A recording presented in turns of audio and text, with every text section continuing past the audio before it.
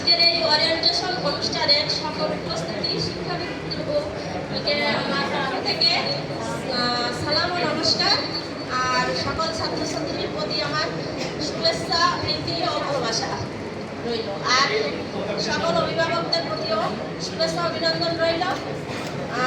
আমি একটা কথাই বলবো যে এই সকল শিক্ষার্থীদের উদ্দেশ্যে যে তোমরা ডিসিপ্লিন মেনে চলবে, সকল শিক্ষকবৃন্দদের শ্রদ্ধা করবে, আর মা বাবার স্বপ্ন পূরণের জন্য মানে যে ধাপটিতে তোমরা এগিয়ে যাবে তা তোমাদের মানে আত্মবিশ্বাস থাকতে হবে।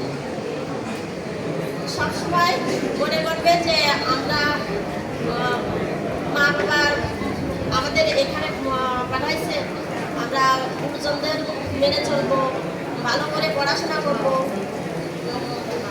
স্যারদের কথা মেনে চলবো, শৃঙ্খলা বজায় রাখবো। তো আমি এই বলে আমার বক্তব্য শেষ করছি, বেশি কিছু বলছি না। নমস্কার। ধন্যবাদ স্মৃতি।